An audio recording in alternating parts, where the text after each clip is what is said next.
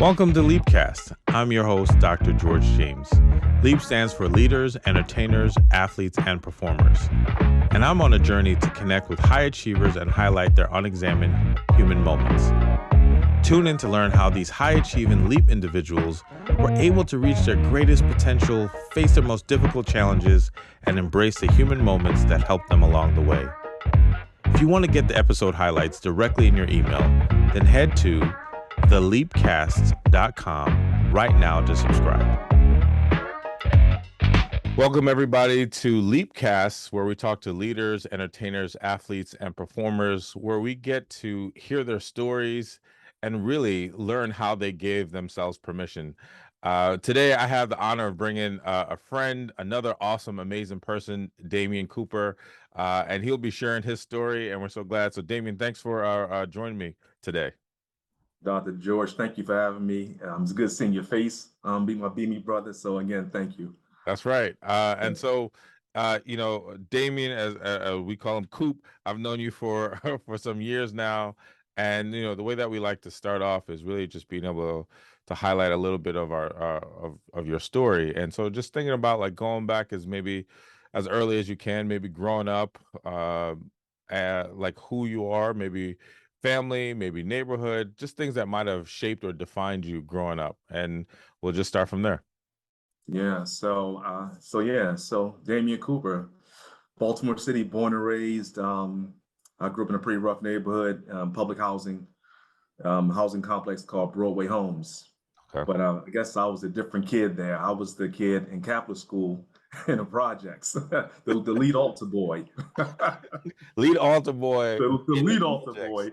Hey. So I often got teased about that. But the one good thing about my Catholic school is that we had a wrestling team. So I might have been a Catholic boy, but I can scrap. So that always helped me out. Twisted, right? Exactly.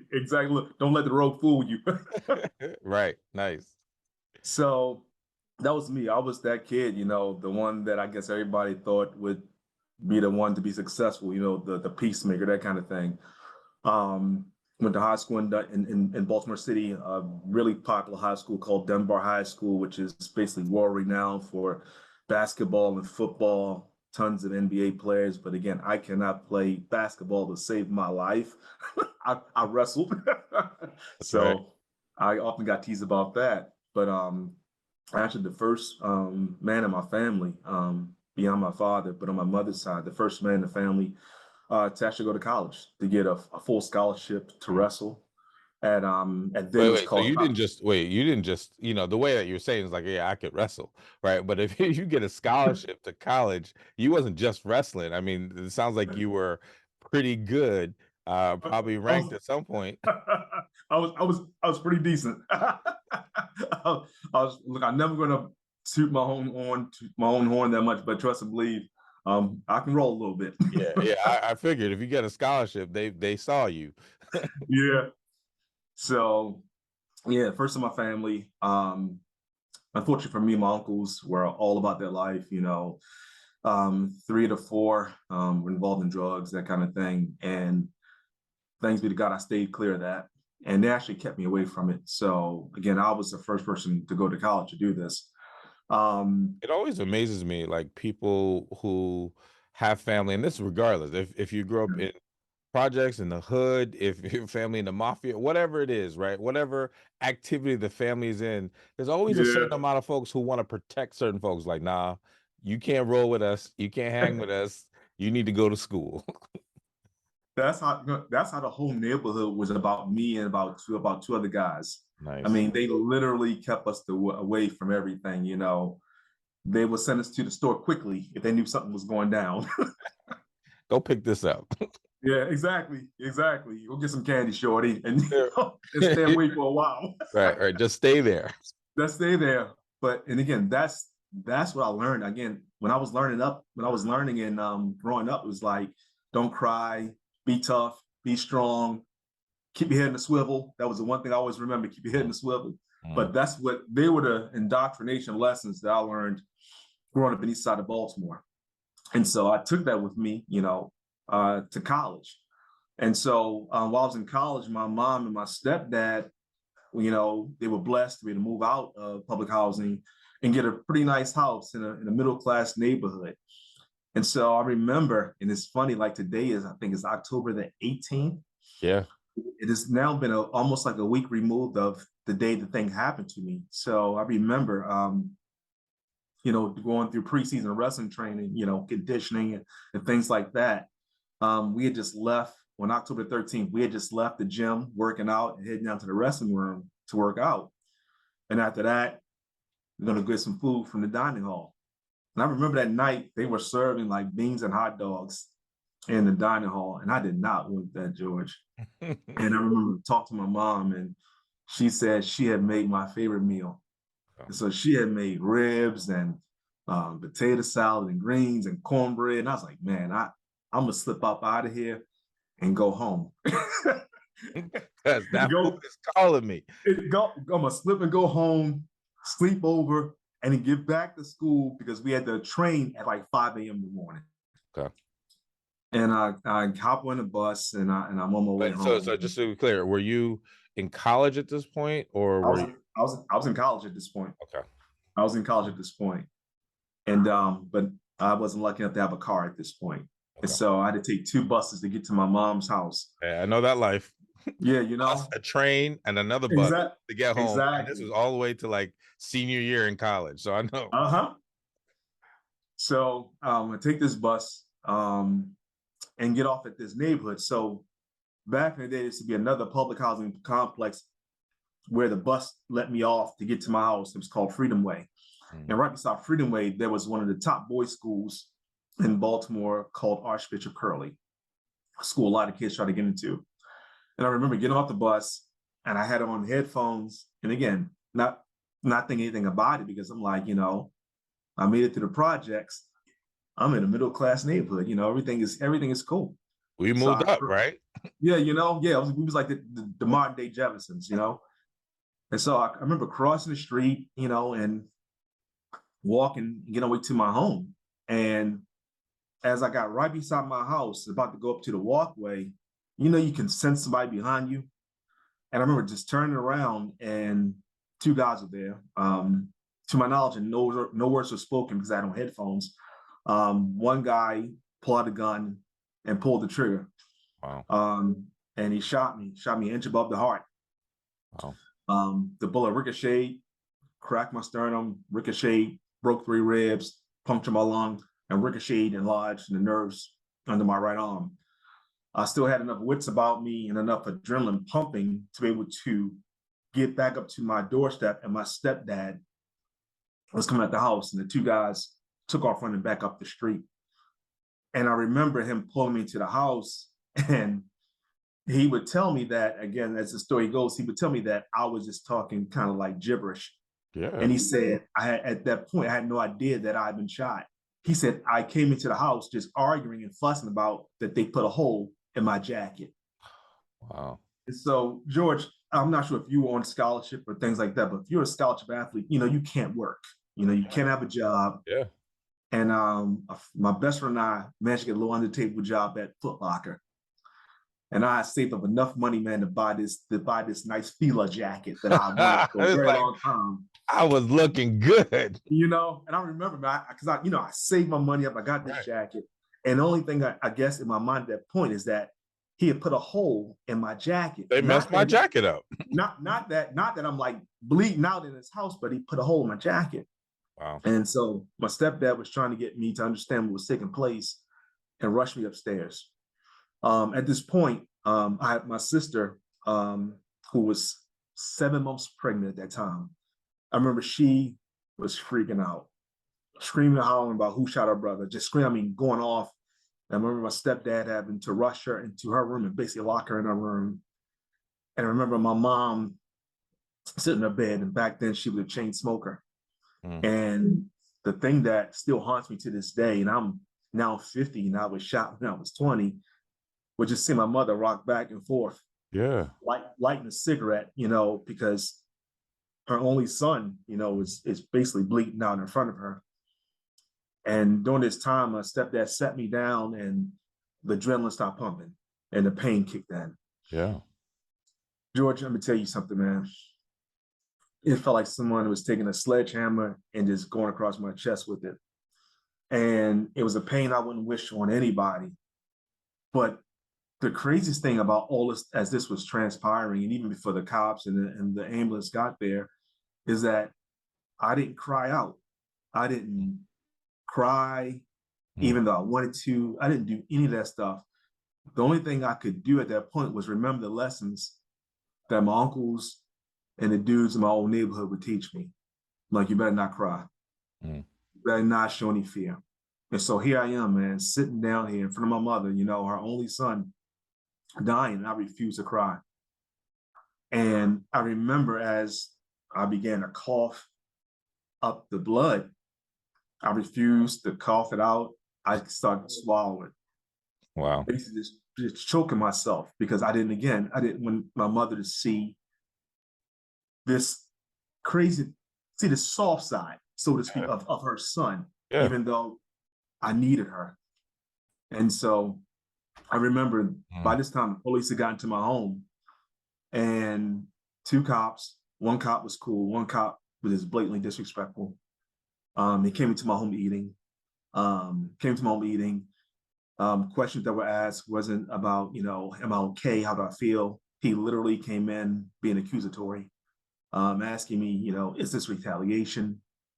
Did you do something? You know, why would you get shot? Those types of things. Even though I still had on a backpack and just like regular clothes. You were just trying to get home to get your mama's cooking.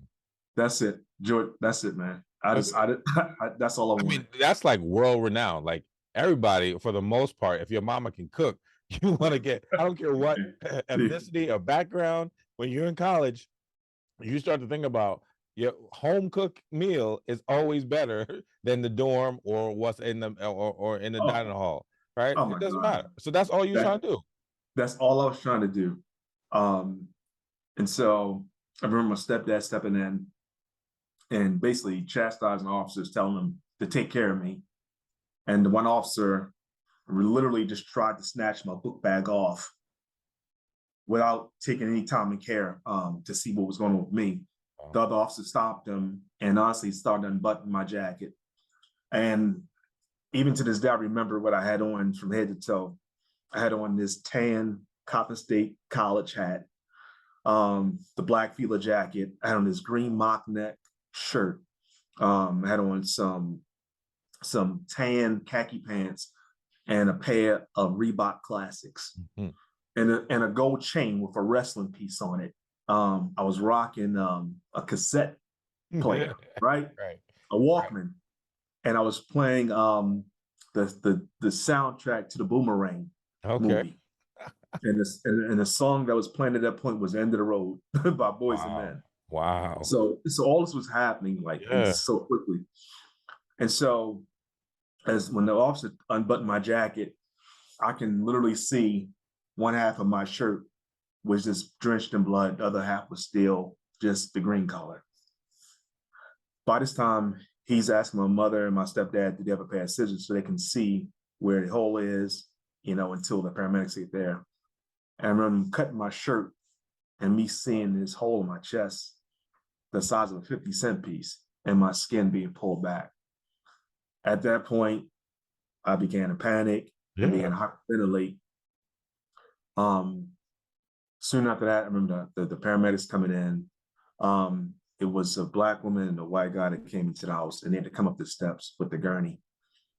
And they couldn't get me down our steps because the way our steps are looped. So they had to get the chair gurney to try to get me out the house. In the neighborhood I grew up in, there were several firefighters that lived in the neighborhood. And I guess they caught the call and they brought the fire truck down. They wound up coming into the house and getting me down the steps and getting me into the ambulance. And so the one thing I remember vividly from that point of being put into the ambulance was me wanting to go to sleep because I was tired. Yeah. And the lady, as she was trying to, I guess, triage me and get the IV in my arm, she was so honest with me and told me, baby, if you close your eyes, you ain't gonna open them. Wow. And so as they were trying to get the IV in my arm, and you know, when you work out, George, your skin gets tight. Yeah. The first IV got stuck in my arm. They couldn't get it in. Oh my gosh. So they pull it off. The Because we're second like, night, I mean, if we look at the context of this, you're on a yeah, wrestling scholarship in college, probably the best shape of your life. of my life, Right. of my life, shredded. Right. I used to laugh. We used to call ourselves like black action figures. That's how we Right. look. Muscle on muscle, right? Come Exactly. on now. And just left the gym, Just right? left the gym. And so they couldn't get the first needle in. The second needle they put in my arm snapped. Wow. And so the paramedic told me, and she again up front, she told me she had to kneel on my arm to get the IV in. And so as we were driving to the hospital, she was just so calming, and she just kept telling me to watch the street lights and count them as we went there. Nice. That was, I guess, our way of keeping me awake.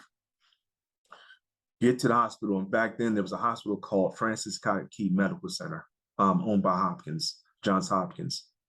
And so as we get there, and they rush me into, I guess, the emergency room, whatever, I remember as they're triaging me, getting all my clothes off, the doctor comes in, has a very thick Southern accent. Mm. And he comes in and just looks at me, and he's again trying to calm me down, and he says, son, someone popped you real good. And so he basically said, if you just trust me, I'm gonna help get you through this. And George, it's like the things I remember him doing is telling like the nurse to turn on his radio station. Wow. And this guy, this deep accent, had on this country western station, and asking me, "Do you like country? Do you like country music?" Dude I from the guess that, project of Baltimore. yeah, Hey, it doesn't matter. He's trying to connect with you. and that's it. And he's just trying to connect with me, trying to keep me calm, because at this point I'm now alone. Yeah. My mother isn't there, my stepdad isn't there, my sister isn't there, my dad isn't there, and I'm in this room by myself with all these people. And at this point, I don't know if I'm gonna live or die. And I remember him getting me through everything and putting me into the MRI machine, taking MRI, doing everything, and then showing me how the path that the bullet had taken. And he was saying how blessed and how lucky I was, because the trajectory of the bullet should have Yeah. traveled a certain path. But he said, from me just coming from working out, the bullet ricocheting in my body actually saved my life instead of it just passing straight through. And so got me through that night, got me to healing. And during my healing process in the hospital, I just got depressed. I got depressed in the hospital because I had no idea why somebody would shoot me. I had the police coming in and out, asking questions. I had people investigating coming in, family coming in, trying to smile, trying to keep me happy. And George, I lost so much weight, man, Wow. while I was in the hospital, all my muscle mass, and hearing the doctors tell me that, essentially there'll be no more wrestling. I was also a martial artist. All the things I've done was essentially had to stop. And that if and when I can get back to anything, I would basically have to start over almost like an infant. When your sternum is broken, they can't just patch that up. And so, George, imagine that being a person who has always been reliant, a person who is strong, having to lay flat on your back for over a year, couldn't take a shower by myself, couldn't bathe by myself, I couldn't do anything. It was very emasculating. Of course. It broke me, and I just literally stopped talking to people. Back then, I was a boy of faith. Like I said, I used to be the lead altar boy at my old school, and I blame God, man. I literally blame God for me being shot, because I was like, why would you let me get shot? After all I'm doing, my heart, I'm After there. all, I'm at the altar board, or I'm doing the right things. I'm doing the things people have told me to do, and yet this happened to me. and this happens, and this happens. And so I just stopped, man. I stopped doing everything, George. I wouldn't come out the house. I was afraid to even walk to the corner store, because I had no idea who had shot me and were they going to come back. Yeah. Mentally and emotionally, it just broke me down. And for years upon years, man, I just kind of just dwelled in dismay. And I just remember 3 years later talking to my best friend. This guy's name is Will Washington, and we've been best friends since high school, wrestled together, college together, everything. And him just continually talking to me and saying that, asking me to take a leap of faith and kind of move out Mm. and move out with him. And we did that. So I moved away from my mom's house after going through this ordeal. And we decided to move to the same neighborhood, but live in different apartments, but staying close. Mm-hmm. But the pain didn't stop. Yeah. The pain didn't stop. The crying by myself didn't stop. The constant worry didn't stop. The thoughts racing through my mind every single day didn't stop. Up until December the 31st, 1996, when I could not take it anymore. And I remember going to my mom and my stepdad's house. And my stepdad used to be in the Army. And I knew where his lockbox was, where he kept his gun. And I went to that lockbox and I stole his gun. And I took it back home with me. Mm. At this point, I was living at 31 North Broadway in East Baltimore. But how old were you then? Then I was 90. So in 96, I was 23. Yeah. So about 3 years into this journey. Yeah. So actually, no, I was 24. 24, about 4 years. Yeah. And I remember saying that I couldn't do it anymore and I wanted to take my own life. Yeah. And in Baltimore, I know on New Year's Eve, December 31st at midnight, everyone is going to start firing off their guns. And I figured if I waited until then, I was going to pull that trigger that night. And as I'm sitting on my floor, man, in my apartment had these 11 big windows, with all this natural light. And I'm just sitting there waiting with this gun just like there, waiting for the clock to strike 12. And I lived on the second floor of this apartment. I guess it had to be around 9:30, 10 o'clock. Someone rings my doorbell. And I peep out the window, and it's two of my friends. And I kind of just dip back in the house. They keep ringing my doorbell, and I wouldn't answer it. I had a neighbor that lived below me. Name was Mr. Kinney, and a neighbor lived above me. I can't think of her name, but she was not a nice lady. And she worked 11 to 7, and she got tired of them calling out for me, and she came and knocked on my door and literally told me, you need to answer your door, do something, because she was trying to sleep. Mm-hmm. So I go downstairs and I begin talking to them, and they're both telling me, hey, let's go to watch night service, let's go to church, blah, blah, blah. I'm like, no. I'm done with God right now. I'm not doing that. Right. I'm not doing that. And so they're still out there talking. You got to go. Every time we reach out to you, you don't answer, you don't respond. You're always in the house and it's always dark. We're concerned about you. Please go with us. And I'm just fighting them.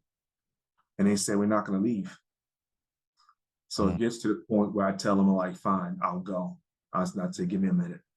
I run back upstairs and I slide and hide the gun under my chair. And I go outside and we drop to this church. George, they take me to this church, man, that re-traumatized me. Oh. The church was 3 blocks away from where I got shot in the same community. And they didn't know that. They didn't know that, right? So the church is there. And so as I'm driving there, I'm like, what are you guys doing? I was like, I got shot right down the street. And they said, well, we're going to the church right here at the corner of the street called Elmora and Ravenwood. We're going to this church, George, and it's called New Pleasant Grove Missionary Baptist Church. And we walk into the church and I see the pastor, a man that I know, but I had no idea he was a pastor. I known him from when I was younger at another church. Yeah. He's a pastor. So I go and I sit in the back of this church, and where I sit right near the steps, because I was like, the moment they pray, the moment they do anything, wow, I'm dipping, I'm out. The pastor then brings out this guest preacher, and he introduces this man as Reverend Michael Cole. And Michael Cole was the pastor of the Seventh Baptist Church on North Avenue in Baltimore. This pastor was very unassuming, very quiet. And he gets up and just says, I'm going to lift up one verse of scripture. And he comes from the book of Psalms, Psalms 30, verse 5. And it says, for his anger endureth but a moment, and his favor is life. Weeping may endure for a night, but joy comes in the morning. And he simply entitles his sermon, Joy Comes in the Morning. So George, he says, I don't care who you are, how much money you have, who your family is, you're all going to go through a night season. He said, you're going to go through those times when you feel like you can't take another step or go through another day. He said, but if you just hold on to the but portion of the scripture, you see where it says joy will come in the morning. And then he says the word but is his favorite word in the Bible. And I'm now like listening, like, why? You're leaning in. Yeah. And so he was like, when you see the word but in the Bible, it's a conjunction. Every time you see the word but, it's always something bad happened. But soon you word but, something good is about to happen. So he said, if you just hold on that long, your joy will come in the morning. And so at this point, George, I'm no longer angry, I'm no longer sad, I'm just listening. And I remember pulling out my checkbook. You know, back in the day, the checkbook always had those calendars in it. So I'm literally now counting back the days. I got shot on October the 13th, 1992. That night was December the 31st, 1996. That came out to be 4 years, 2 months, and 18 days. That was the first time in 4 years and 2 months and 18 days that I felt like someone heard me, saw me. And you said something earlier, George, that really rattled me when you said about permission. Yeah. At that point, I felt like someone gave me permission. Yes. To know that I could release. Yeah. Right. And I remember him saying at the very end of his sermon, he was like, normally in the Black church, we would have you all stand and ask you to give your life to Christ if you want to walk forward. But I'm not going to do that. I simply want everyone to kneel down and we're going to pray in the new year. Wow. And he said, if you feel compelled, I want you to raise your hand. I'll come get you. Pastor Haynes will come get you. Or one of the deacons will come get you. And George, in 4 years, 2 months, and 18 days, man, I let out this ugly cry, man. Of course.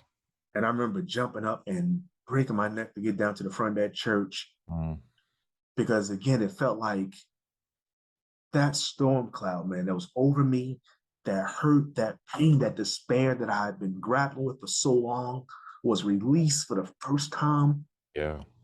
And that even though this man did not know me, I felt like he spoke to my soul and was able to help me to understand it was okay to cry, that it was okay to show emotion. It was okay to break down. It wasn't weak for me to just wild out, man. Yeah.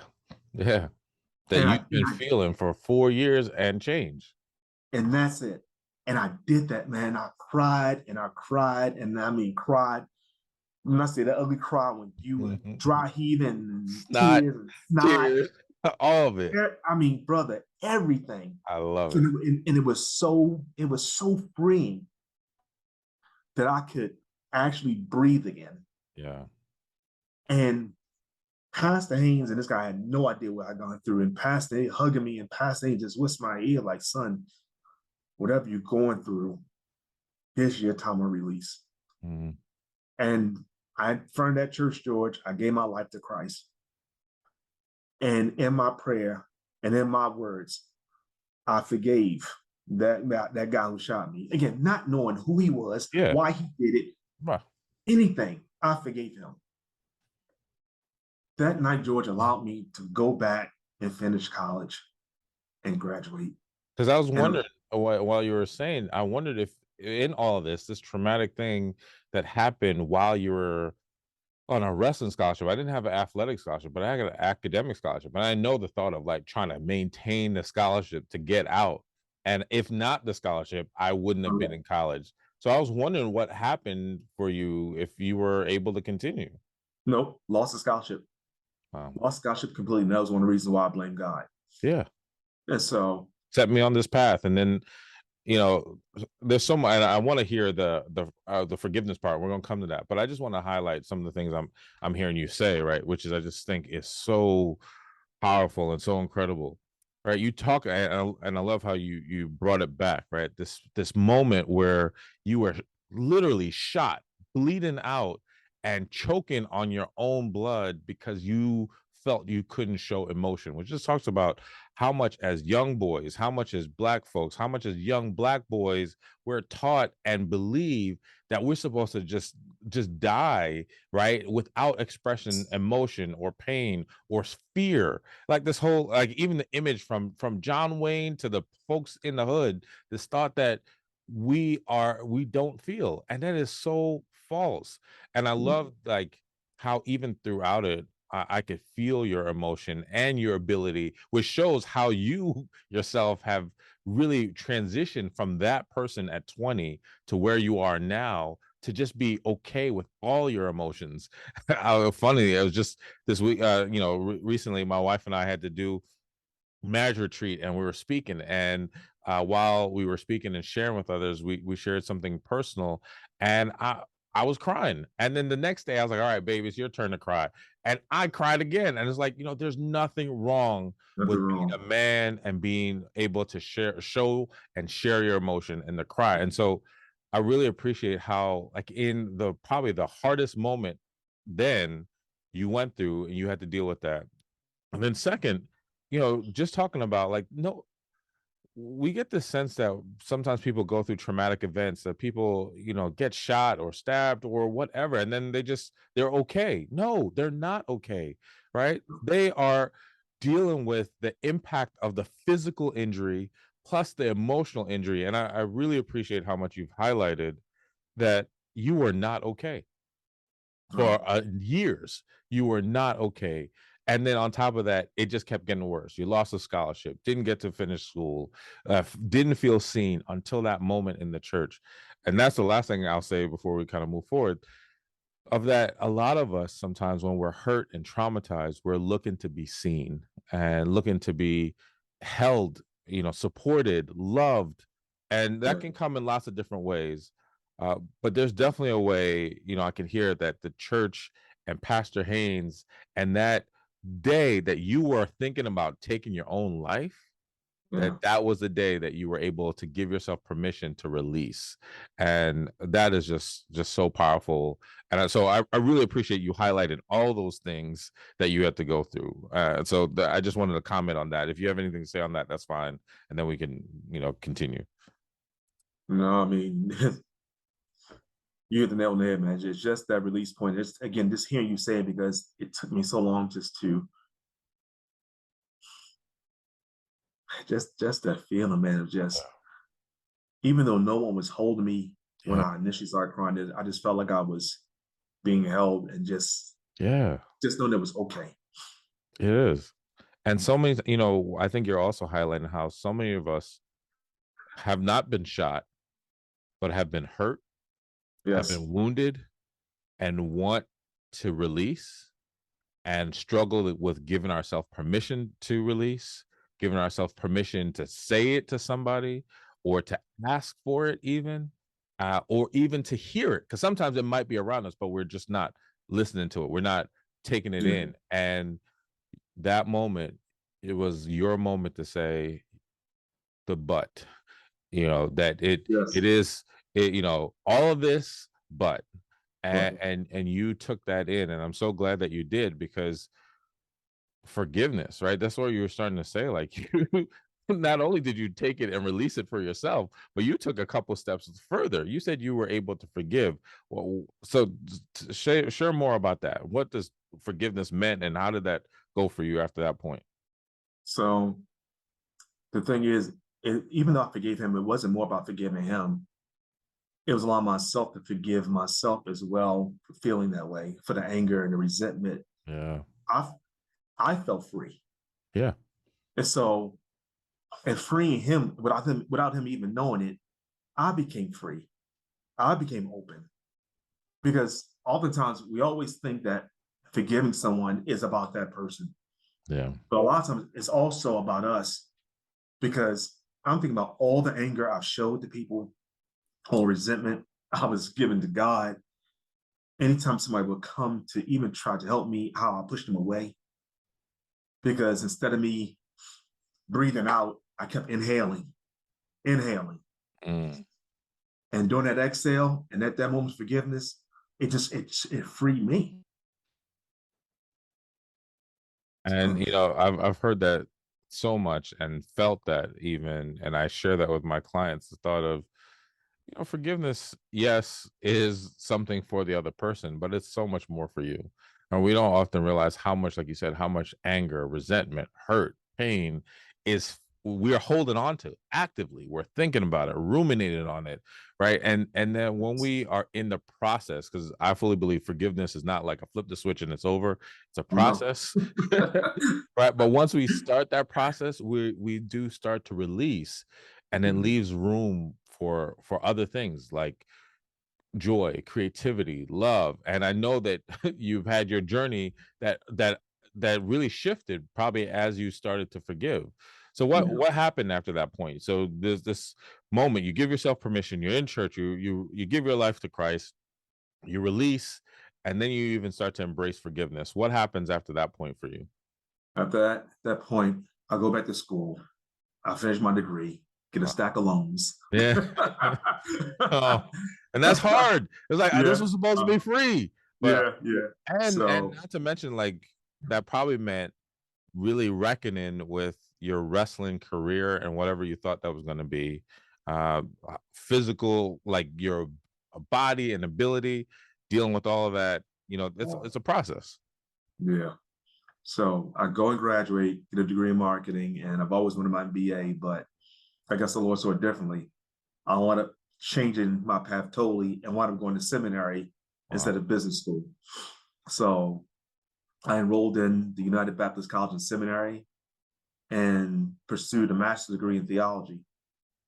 And so while I was in seminary, I met two good brothers who became lifelong brothers, Pastor Reginald Patterson and Chaplain Christopher Wallace. And Christopher Wallace was the chaplain for most of the prisons in Baltimore City.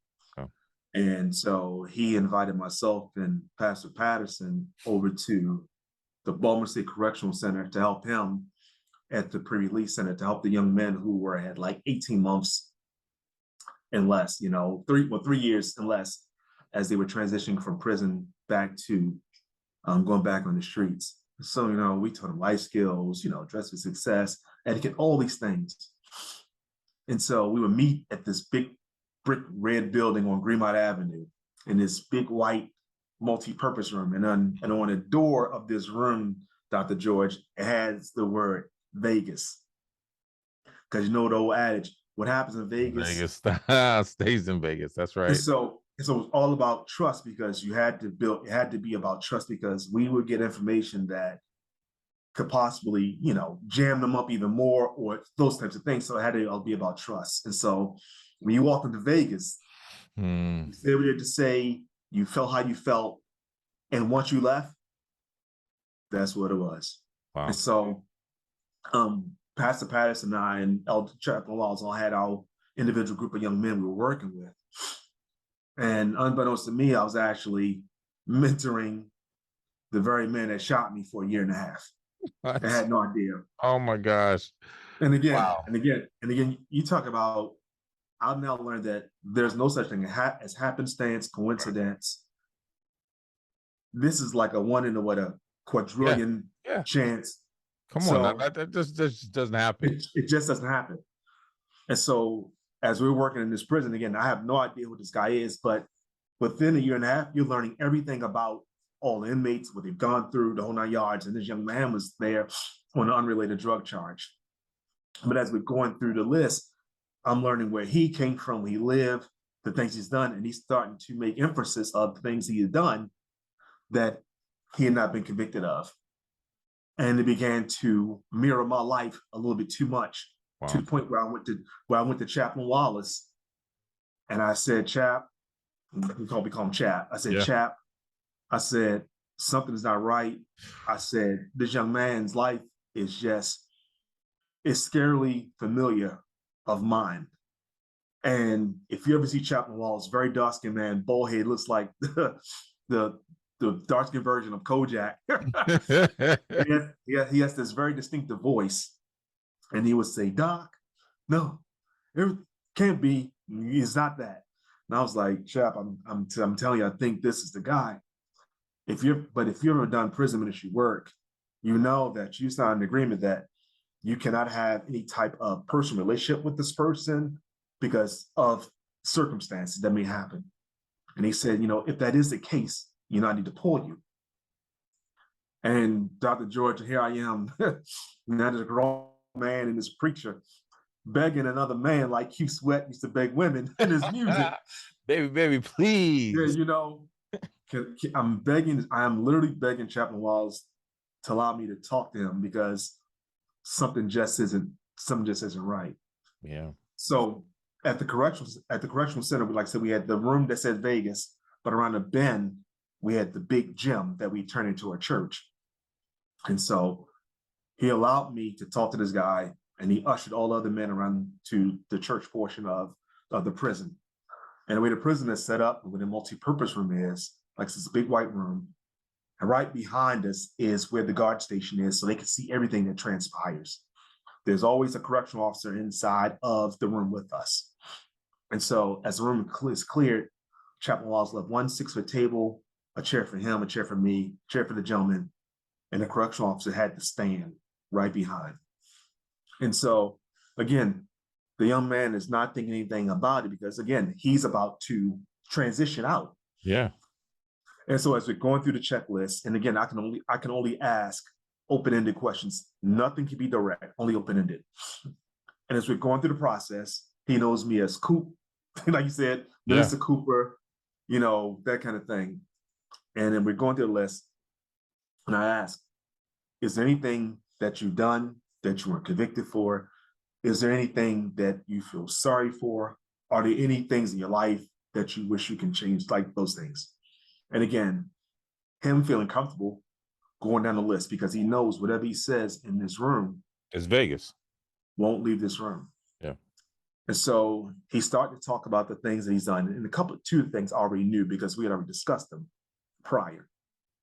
The third thing he says again, and the crazy thing is that this young man had done a lot of stuff in a very short period of time. And so the third thing was nothing. And I remember Chaplain Wallace tapping my leg and giving me this look like, you're about to get me hemmed up because we're not supposed to be doing this. So, boy, you about to get me in trouble. Yeah, But then, Dr. George, imagine the fourth thing and hearing this young man tell you, we followed this dude off the number 5 bus. We watched him cross the street, which the street is called Sinclair Lane. Watch him cross the street and walk up the steps to the school. The school is called Sinclair Lane Elementary School. We followed him up the steps, and we was going to bust him then. But this white dude was walking his dog down the street. Like clockwork, the neighbor always walks his dog. So they said he hid in the cut of the school and let the guy with the dog walk down the street. They said they watched the dude walk through the grass, hop the gate, and walk down this little side street. The street is called Chesterfield Avenue.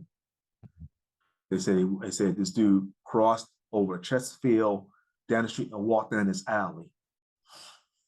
And he said, when we got to the end of the street, he said, my boy said, yo, if you're going to do it, you got to bust him now because on the street that I lived on, it was called Lindell Avenue, there's a community bus where everybody would catch that bus. They said, so we ran up on his fool. When he turned around, I blasted him. George, I want you to imagine a man that you've been mentoring for a year and a half. A man that you were preparing to get back on the streets. A man that hopefully had new hope in life. Just told you how he stalked you with his boy and how he went to kill you. And as I'm sitting there and Chaplain Wallace is looking at me with this look, his eyes is like glassed over. And I look at this guy and I tell him, I said, you shot me. Mm. To this day, I remember the correctional officer's first name. Can't remember her last name to save my life. Her first name was Yvette. I remember her dropping her radio. After I said that, she dropped the radio, and everybody got startled, and everybody in the guard booth jumped up. Chaplain Wallace is waving them off and saying everything is fine. And I look at the guy again, and I say, "You shot me." The guy who shot me is very light-skinned. I'm 5'9". He's about 5'5", 5'6". He turns beet red. And I stand up to go over to him, and Chap grabs me, and I said, I'm telling him fine.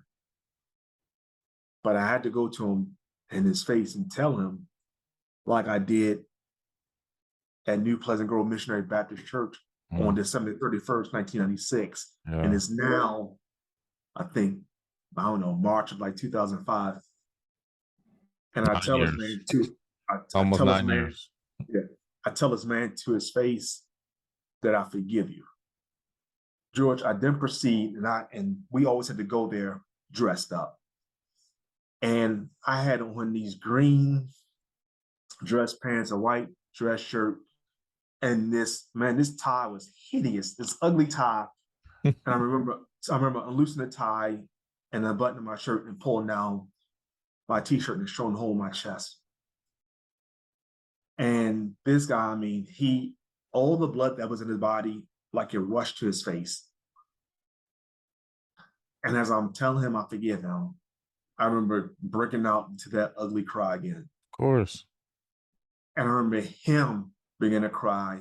I have no idea what the correctional officer was doing, but I know Chaplain Wallace basically got up and like put his hands on both of us. As we're standing there and we're talking, and Chaplain Wallace is beginning to pray very quietly. And the young man is now deathly afraid because he doesn't know what's about to happen. Because again, he's never been convicted for shooting me. Yeah. He has no idea. Nobody in God's green earth would think this will happen. This will happen. Much less you're close enough that, like, if you wanted to do something, right? Like, exactly. You know, like any of that, it's like anything could happen in this moment. Anything. But Chaplain Wallace literally begins to pray, and we hold strong to the Vegas mantra that we've always had. Dr. George, this man got out of prison not long thereafter. He joined the church about a mile and a half away from my church. I'm now one of the associate ministers at Mount Lebanon Baptist Church. His church, again, is about a mile and a half away. Both pastors know one another. Our church is a fellowship together. This man is now married, Dr. George, with 2 beautiful young ladies. He now leads his men's ministry in his church. Oh, man. And George, we talk about forgiveness, man. Yeah.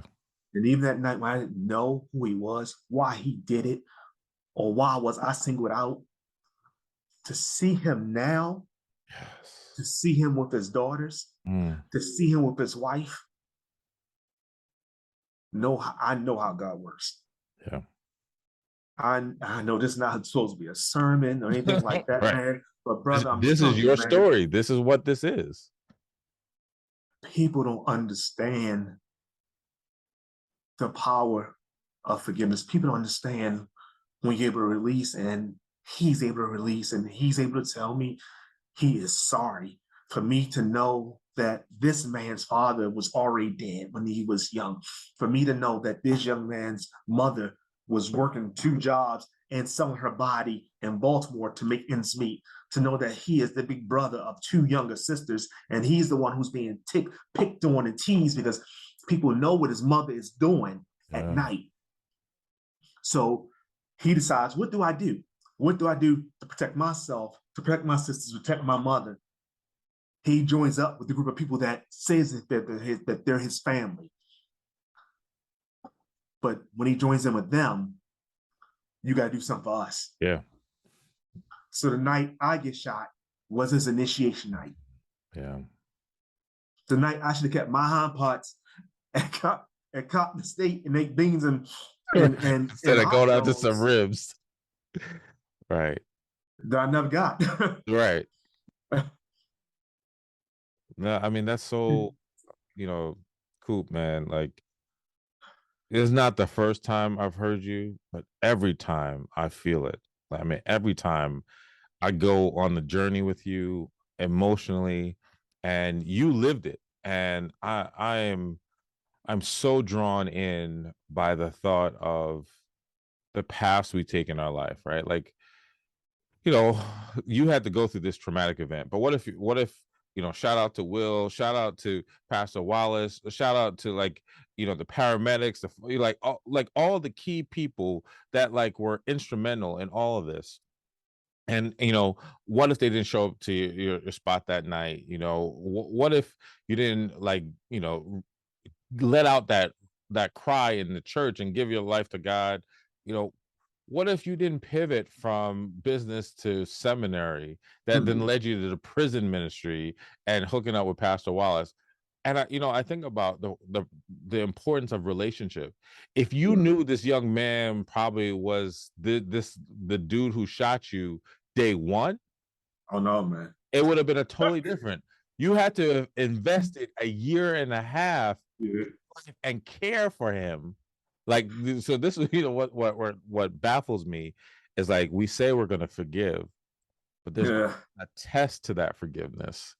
And I don't think that you would have been as able and willing and quickly to show it and demonstrate it if you didn't have a year and a half in of relationship and connection, which then allowed you to say, I care about you as a person and I forgive you. And I feel that, like so many people struggle with forgiveness, real forgiveness.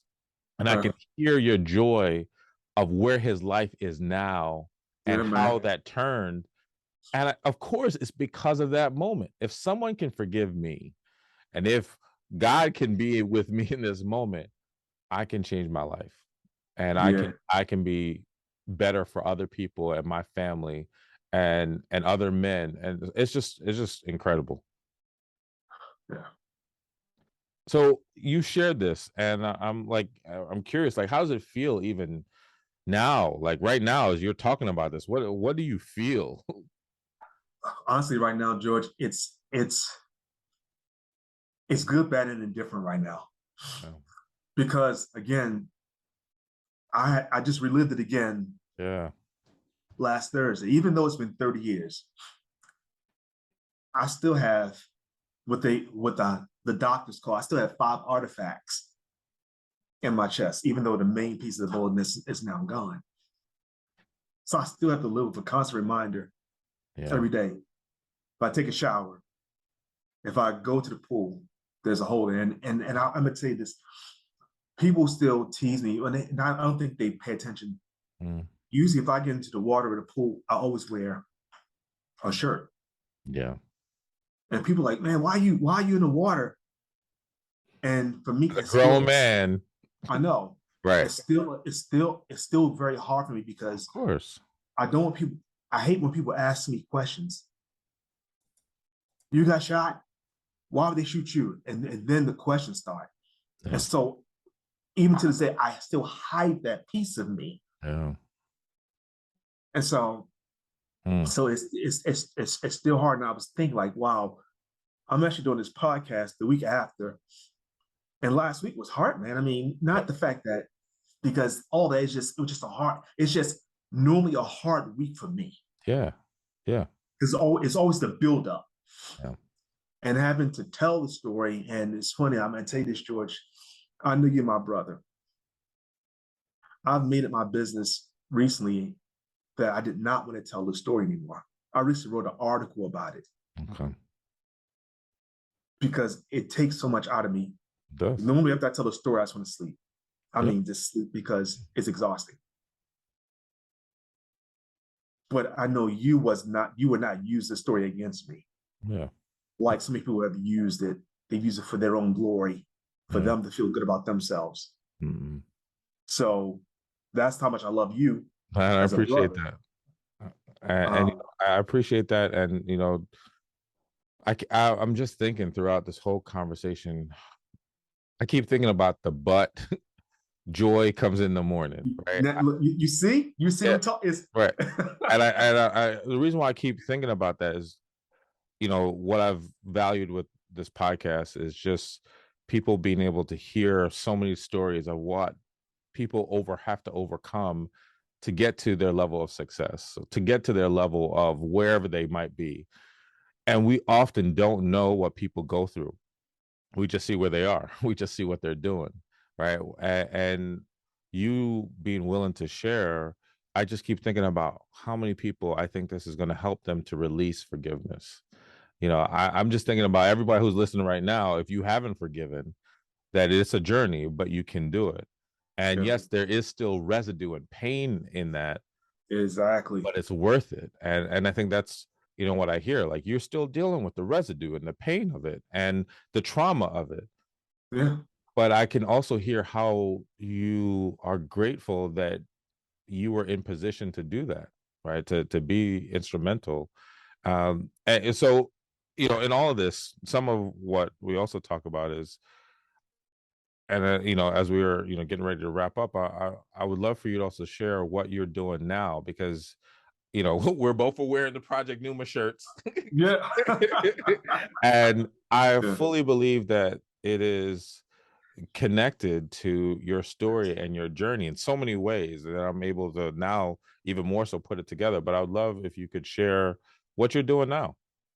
yeah. So now I'm the founder and CEO of Project Pneuma, where I help boys in their first stage of adolescence, Mm, that pivotal age of 10 to 14, going through that change, puberty, the social, emotional, intellectual, developmental piece. And so my goal is to help these young men who are going through some of the same challenges yeah. that young man was going through. I focus heavily on those young men who have heavy suspension rates, poor attendance, conduct issues. Um, we often ask principals, give us a list of those young men that you secretly wish didn't show up to school every single day. Let us work with them. So we work with about 85% of them. And then we also work with a smaller group of young men who may do exceptionally well, but may be a little socially awkward. Those young men who may be more susceptible to the calls of gangs. Wow. And so we work with these young guys, and we started this in 2014. And the name Project Pneuma really comes about from my time in seminary. Real quick, George. So everything I did in my life, every company that I did, everything was called Phoenix Rising. I always felt like I rose from the ashes. When I got the Beamy Award, it was for Phoenix Rising. Okay. I remember meeting with one of my mentors and talking about what I wanted to do around now Project Pneuma. And he said, show me your name and show me what you want to do. And every time I said the name Phoenix Rising, he said no. He would mark on the paper, no. And he was like, look that name up on Google and see how much it's overused. He said, how does that name resonate with you and the boys? He said, whatever you do has to directly impact your life, and it Yes. should impact theirs. And I'm literally in my office. It was July the 16th, 2014. I'm sitting in my office in City Hall, just writing stuff down. And I had my book when I was going through ordination, and the word pneumatology was there. Mm, Pneumatology is the study of the Holy Spirit. To break it down, pneuma is Greek for wind, breath, spirit, breath of life. And I'm sitting there and it hits me like, geez, breathing, breath. yeah. God breathed new life into me when I got shot. And it's my job, our job, to Yeah. breathe new life into these young men. And that's how Project Pneuma came to be, to breathe. Yeah. And so now, 8 years in, we start off with 25 boys at first, and also working with the police department around police reform. We're now serving over 500 boys a year, not one school, but over 20 schools. We've been blessed to have a contract with city schools to be able to really make our imprint in the lives of young men. We're a longitudinal program where we're with them from grades 4 through 8. So as they're going through their social, emotional, intellectual, and physical development, we're there with them through this time, seeing other men, other women that look like them, letting them know that it's okay to emote, okay, it's okay to cry. It's okay to feel Yes. all the lessons that I did not learn when I was younger. Yes. We get that infuse that in their lives, and when they're angry and they're upset, and we get to love them through it because we're consistent with them. And when they're at their darkest place in their life, they have someone there Yeah. that they can go to, not telling them you better not cry, not telling them to man up, not telling them to shut up and get high or to go punch somebody in the face. No, it's okay to cry. Yeah. It's okay to fall out. It's okay to say, I don't feel right now. Mm-hmm. It's okay. And you're in a safe space. And when that young man hits that epiphany moment that they know that is okay, George, Yeah. that's when Pneuma becomes real for them, because then they stop doing this. Yeah. They stop holding in. Yeah. They then breathe. Yeah. And man, so when I tell you that God has blessed me and the people that work with us, and for you to have that shirt on from 1992 to what I'm doing now, that plan was there. Those butt portions were there. The hurt and the pain was there. Yeah. But the joy that I feel now, Yeah. the joy that I see every single time I get to see those boys, the joy I get to see when my brother who put a bullet in me is praising the Lord and helping other young men, man, you can't beat that. Yeah. So You when I can't wake write up, that. I mean, like, you can't script it. you can't. So when I wake up and people wonder why, like people always say, what's your favorite day of the week? My favorite day of the week is Monday. Mm. Not Friday, not Saturday, it's Monday. Because on Monday, I know I get to see the Project Pneuma boys. Yeah. I know I get to see my students, even though they may make me want to pull the rest of the hair out of my Right. head, man. But George, it's another chance to breathe new life into someone who may not know how to breathe, to breathe new life into a police department who may not understand the culture of Black people. Yeah. And I love that part too, right? That, the police officers, cadets are training right alongside these young boys and predominantly young boys of color, and how Yes, it helps both sides to see the other side differently, right? For exactly. the young boys to see the police officers in a different way and say, oh yeah, I know him. I know her, right? I know that person. Yes. And the police cadets to see these young boys in a different way. And I just, the joy that you talk about, right, is I think part of what we're also talking about is purpose, right? And the hard part about purpose for some folks, most of us, is that it means at some point you're going to go through some really tough, really Yes. difficult, maybe even traumatic things that might shape you into that purpose. Now, I'm not Yes. saying that everybody needs to be shot or everybody needs to go through what you went through, right? We hope that they don't. But we know that, like, from just hearing your story, I can hear and see how that and the decisions you made afterward and the people who showed up in your life allowed Yes. you to pivot to be this person now that is reshaping these young boys' lives. Because if not, the choices would be more negative, the choices would be more harmful, versus now Yes. having the ability to breathe, again, to breathe new life into them. And when they move forward, it's just amazing. I love that you've been doing that. Yeah. Can I say one thing, Yeah, George? go ahead. Yeah. And I think you will definitely appreciate this. Another one of the greatest things that been for me is therapy. Yeah. Brother, I am a firm believer and proponent of therapists. Um, I think we all deserve, not in saying people say you need that. No, I believe we deserve it. Yeah. To me, it's holistic, it's self-care, it's not punitive. So we're able to offer this as well to our boys, Nice. free of charge to them and their families. Man, it's all about wholeness, all about healing. Yeah. Man, Yeah. And the thing is that in doing the work that you do, you can see the immediate impact. You can see how they walk differently, talk differently. But the truth yes, is, we won't we won't know the difference until years later, 10, 15, 20, 30 years later.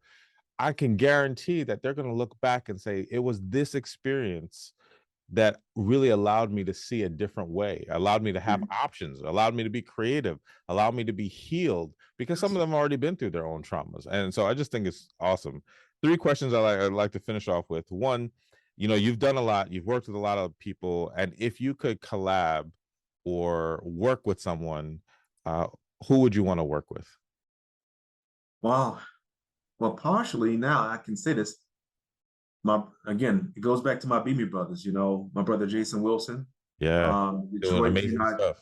Yeah, he and I do a lot of the same work together. Actually, I'll be in Detroit this Nice. weekend.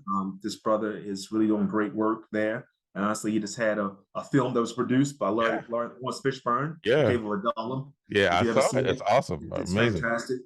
So work with him. Man, I'm trying to figure out who else would I like to work with. Honestly, working closer with the founder of Be Me, Travian Shorters. Yeah, Again, this brother has been so pivotal in my life.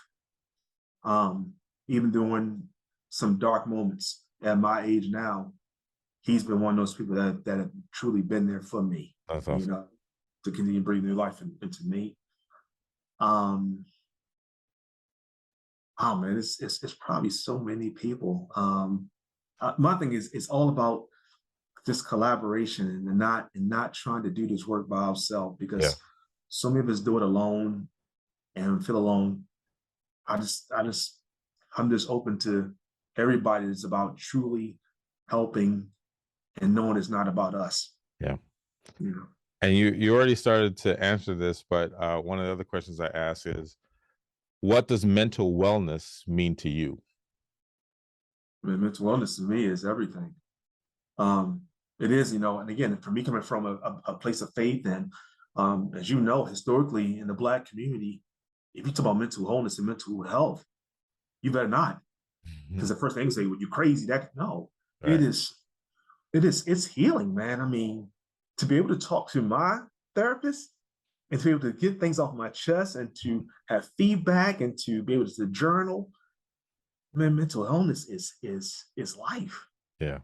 It's I tell people I can have Jesus and a therapist, but That's right. it is, man. But George, because it helps us to release the binds. It helps us to break through the personal, mental and emotional straitjacks we put into ourselves.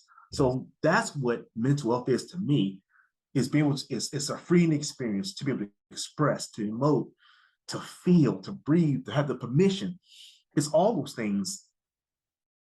Man, I've never honored mental health specialists as much as I have in the last several years Mm. because what you guys do is truly God's work Yeah. Yeah. I because appreciate you that. allow us to be able to appreciate life that we may not see and the things that you guys see in us that we may not see. Mm, I thank you. appreciate that. Um, yeah, man. Yeah, yeah. Yeah, no, thank you. And I could see it in you and in your work. So the last question I ask is, what mental wellness advice would you give to your younger self? And that could be as early as yesterday or any time in the past. Well, good to myself. Yeah. What would you say to your It's younger self? Damion, be open. Mm, Be open to experiences that frighten you, that change you, that push you. Um, because my younger self wouldn't 19-year-old, 70-year-old Damion would not be able to be right here where 50-year-old Damion is. mm, And now I'm being open to it and not being afraid yeah.